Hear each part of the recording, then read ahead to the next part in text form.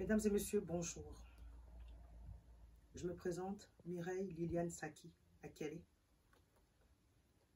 franco-ivoirienne, originaire de l'ouest de la Côte d'Ivoire, précisément originaire de Soubré et Guibérois. Soubré de par mon père et Guibérois de par ma mère, descendant du peuple Krou. Je viens ce jour, mercredi 10 mars 2021, pour vous dire que l'heure est grave. L'heure est grave pour la Côte d'Ivoire, qui est actuellement sous occupation et dont la réoccupation est actuellement en téléchargement. Il y a aujourd'hui 111 ans qu'avait eu lieu la révolte des abbés d'Abbeville. Cela n'a pas été enseigné à la génération actuelle. Oui, effectivement, ça fait 111 ans aujourd'hui que le peuple abbé a fait sa révolution, que le peuple ivoirien a fait sa révolution. Après la révolte des abbés, il y a eu la révolte des femmes de Bassam, la marche des femmes de Bassam. La révolte des abbés a eu lieu le 7 janvier 1910, précisément. La révolte des femmes de Bassam a eu lieu les 22 et les 24 décembre 1949. Et ça fait 72 ans aujourd'hui. Pour aller libérer leur mari qui avait été pris par les colons à Bassam. Il y a eu beaucoup de morts. Beaucoup de femmes ont été assassinées lors de cette révolte des femmes. Tout comme la révolte des abbés. Les peuples abbés ont été déportés par le colon. D'autres ont été déportés au Congo, en Centrafrique, au Gabon, et j'en passe. D'autres ont été déportés même dans d'autres villages de Côte d'Ivoire.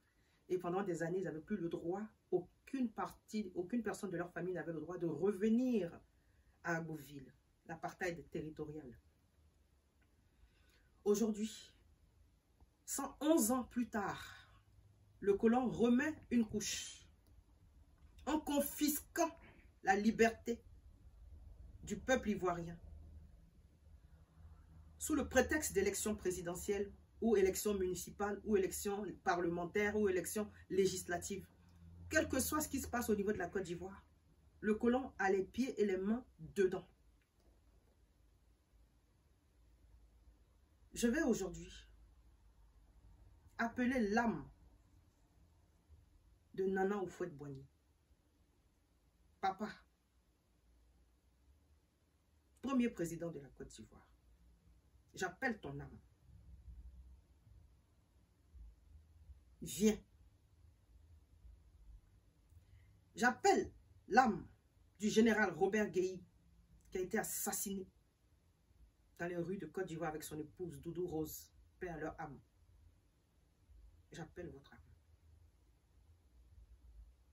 Quand j'ai fini d'appeler l'âme de cette personne, j'appelle l'âme du chef des abbés, Papa Obodi Soboa. Celui-là même qui était au devant de cette révolte des abbés, qui est né en 1886. Ça vous dit quelque chose, ça? C'est quelque temps avant la charte après la charte de l'impérialisme de 1885. Lui, il est né en 1886 et décédé en 1952. Il avait 66 ans quand il est décédé. Il a mené avec ses collaborateurs cette révolte. L'histoire de cette révolte n'a pas plu aux colons et aux occupants. Parce que lors de cette révolte, les abbés, je vais vous mettre en lien les liens des sites et des archives, même françaises, qui expliquent cela, mais c'est caché, mais je vais vous mettre les liens. Où on montre la photo des abbés ayant capturé le général Rubino. Une des personnes qui travaillait sur les chemins de fer là-bas, lors de la révolte des abbés. Il a été capturé. Son corps a été dépecé par le peuple abbé. Et toutes les parties, ces parties génitales, intimes et tout, ont été dépecées, décapitées. Et ils l'ont mis dans une casserole. Ils ont cuisiné Rubino. Et quand les colons sont arrivés, Quand ils venaient souvent dans nos villages, ils avaient pour habitude de voler la nourriture des autochtones pour manger parce que c'était des affamés, ces gens-là. Et donc, ils sont tombés sur la marmite. Parce que quand ils sont arrivés avec les armes et tout, de la part de la France occidentale, ils sont arrivés dans le village, tout le monde a pris la fuite, ils ont trouvé un repas, ils se sont assis, ils ont mangé. L'anthropophage. L'anthropophagie. Ils ont mangé le corps de leurs compatriotes. Et c'est quand ils sont arrivés sur les doigts où il y avait la bague qu'ils se sont rendus compte qu'ils venaient de manger Robineau, Monsieur Robineau. Au jour d'aujourd'hui, à Beauville, la ville de Robineau est une ville où il y a le mausolée, où il y a une statue, où il y a un temple de ce monsieur qui s'appelle Robineau. J'appelle même le peuple abbé à changer le nom de cette ville et mettre le nom de nos héros, de nos vaillants héros qui ont lutté, qui ont combattu le colon. Robineau ne doit pas avoir de nom dans la ville. C'est comme si on mettait dans les rues du monde entier la rue Hitler. C'est pas possible. On ne peut pas mettre le nom d'une personne qui est à la base du malheur d'un peuple. On ne peut pas donner son nom à une ville. J'ai parcouru les villes d'Europe, je n'ai pas vu une ville qui s'appelle Hitler. Même pas en Allemagne. Ça, c'est un fait. Je viens en ce jour pour interpeller les membres de EDS. Monsieur le Président Georges Armand Onien. Oui, on a fait beaucoup de voyages ensemble à La Haye. Voilà. Les héros de La Haye ont été libérés, mais toujours confisqués. EDS. Que signifie EDS? Ensemble pour la démocratie et la souveraineté. Ensemble pour la démocratie et la souveraineté. Donc c'est ensemble qu'on doit trouver une solution. J'appelle tous les partis signataires de EDS. AIRD, FPI, PDCI, COGEP, UNG, à faire une vraie coalition pour aller libérer Agboville. Nous devons ensemble aller libérer Agboville qui est sous occupation. Nous devons dégager Adama Bitogo d'Agboville. Souvenez-vous comment a eu lieu la révolte des abeilles il y a 111 ans. Toujours, les Français sont toujours dans le diviser pour mieux régner. Ils ont fait croire aux populations du lac qui étaient là que les abeilles avaient assassiné un des leurs. Et c'est comme ça que la révolte a commencé. Et après, les Français sont venus faire l'assaut final pour exterminer le peuple abeille en déportant d'autres. Les plus récalcitrants, ils les ont déportés dans d'autres pays d'Afrique. Et encore en 2021, ils veulent créer une guerre ethnique, une guerre tribale, pour dire que oui, les Djula ne sont pas en sécurité chez les abeilles, ainsi de suite. Peuple ivoirien, ne tombez pas dans ça. Je vais appeler toutes nos mamans du Nord, toutes les populations malinquées qui résident à Agboville. Organisez-vous. Venez en renfort auprès de votre fille, Claire, Flore Akengbo, que j'appelle Flore Akengboville. Je vous appelle, population malinquée, nos mamans malinquées. Les femmes à Caen, les femmes Krou, les femmes du PDCI, les femmes du FPI, les femmes de tout bord politique, même les femmes apolitiques, de converger vers Agboville, pour libérer Agboville.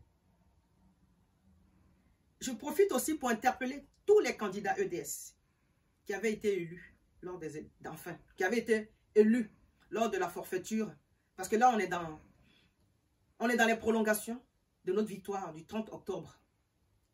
La victoire aux mains nues, où il y a eu Nguessan Toussaint égorgé, décapité comme pas possible, et d'autres personnes, où les corps arrachés, démembrés. Nous sommes dans les prolongations. C'est vrai, une partie des Ivoiriens ne sont pas contents du fait que vous ayez été aux élections. Mais cela ne veut pas dire qu'on va vous laisser périr. Jamais. Le sursaut national et patriotique nous appelle à venir parce que la Côte d'Ivoire est en péril. Il y a péril dans la demeure.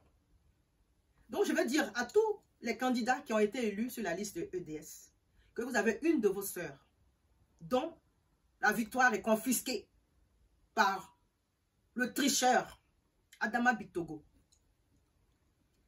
Tant que Fleur Akengbo n'a pas eu sa victoire, vous n'allez pas faire votre entrée parlementaire. Vous, représentants de EDS, PDCI et toute cette coalition de l'opposition, vous n'allez pas pouvoir faire votre entrée parlementaire. Parce que quand il manque une brebis dans la bergerie, le troupeau là, il ne peut pas, le berger ne peut pas fermer les tables. Donc les bergères que nous sommes, nous vous disons que il manque Flore Akengbo, Akengboville. Vous devez aller l'aider à récupérer sa victoire et dégager Adama Bitogo d'Agboville. On va même le dégager, même, il ne va même pas aller au Togo, même s'il s'appelle Adama Bitogo. Il n'ira pas au Togo. Il va dégager même du continent africain. Hier, je lui ai laissé déjà un message sur sa messagerie privée. Et là, je prends mes responsabilités. Et j'appelle toutes les femmes ivoiriennes au sursaut national. Oui, on dit le père du sursaut national, c'est paix à son âme, le vice-président de EDS. Papa Laurent Donald Folgo, paix à ton âme, le père du sursaut national. Et là, il faut un sursaut national. Et j'appelle toutes les femmes ivoiriennes, en particulier les premières dames. Maman Thérèse Houphouët-Boigny. Ça fait plusieurs annonces, ça fait plusieurs appels que je fais. Je me dis que ça ne t'est pas encore parvenu. Donc je réitère encore ma demande. Nous avons besoin de vous. Maman Thérèse Houphouët-Boigny. Maman Simone Gbagbo. Maman Henriette Bédier. Nous avons besoin de vous. Papa Bédier, il faut libérer maman Henriette. Elle va venir. Elle va prendre les femmes de PDCI là. Pour aller à Agboville. Maman Simone Gbagbo, elle est déjà sur le terrain. Maman Thérèse Houphouët-Boigny. Nous avons besoin d'entendre ta voix, nous, notre génération. On ne sait même plus quel est le son ni quelle est la couleur de ta voix. On a besoin de toi. La Côte d'Ivoire a besoin de toi. Nous sommes dans les prolongations. Si la CEI du tricheur Koulibaly Kubert, si elle ne veut pas comprendre que le peuple a décidé de changer les choses, non seulement cette CEI devait être dissoute depuis le début, mais les élections d'Agboville doivent être refaites. Nous sommes prêts, nous la diaspora même, à venir et à recompter, s'il faut. Parce qu'Adama Bitogo n'a pas gagné les élections. Donc je vous appelle au sursaut national pour venir secourir votre soeur, votre fille, Fleur Akengbo, Akengboville, aller sauver la ville d'Agboville. Parce que c'est une ville que le colon a mis sous occupation parce qu'ils n'ont pas accepté que leur représentant ait été maté il y a plus de 111 ans. Et donc, ils sont dans les prolongations avec nous. Mais nous, notre génération ne sait pas parce que l'histoire n'a pas été transmise. Bien entendu, qui va transmettre cette histoire si on met des Kandia Camara à des postes stratégiques pour détruire l'intelligentsia ivoirienne. Donc, c'est en ce nom-là que je vous appelle pour vous dire que Georges Armand Ogna, cher aîné, professeur Kakou Gikawe, Papa Bédier, Papa Gbagbo, mon frère Charles Blé-Goudé, monsieur le président du COGEP, les représentants de GPS, toute la société civile, il faudrait que vous fassiez renfort à Agboville pour libérer Agboville. Hier, ils avaient pris Bassam. Aujourd'hui, c'est Agboville. J'appelle les députés maires, comme les Sylvestre Emou, docteur Sylvestre Emou. Souviens-toi, quand tes résultats avaient été confisqués, c'est la diaspora, c'est sur les réseaux sociaux qu'on a réussi à déconfiner tes résultats. Aujourd'hui, tu as pu occuper ton poste à Port-Boué. J'appelle aussi Kalou Bonaventure, dont la victoire aussi a failli être confisquée par les rebelles qui sont allés même dans les différentes mosquées pour le menacer à Vavois. C'est sur les réseaux sociaux qu'on a réussi à déconfiner ce résultat-là. Quels que soient vos bords politiques, la Côte d'Ivoire d'abord. La Côte d'Ivoire d'abord. Donc, Papa Bédier, c'est un message que ta fille t'envoie. Papa Gbagbo, c'est un message que ta fille t'envoie. Maman Simone et Yves Gbagbo, c'est un message que ta fille t'envoie. Maman Thérèse Oufouette-Boigny, c'est un message que ta fille t'envoie. Maman Henriette Bédier, c'est un message que ta fille t'envoie. Levons-nous ensemble pour aller libérer Agboville qui est sous occupation des colons. Sur ce, j'en ai fini. Que Dieu bénisse la Côte d'Ivoire et que la paix règne entre les fils et les filles de Côte d'Ivoire. Et j'appelle toutes les femmes du nord, du sud, de l'ouest à converger vers Agboville pour libérer Agboville. Et que Dieu vous bénisse. C'était Mireille Saki Akele. Que Dieu vous bénisse.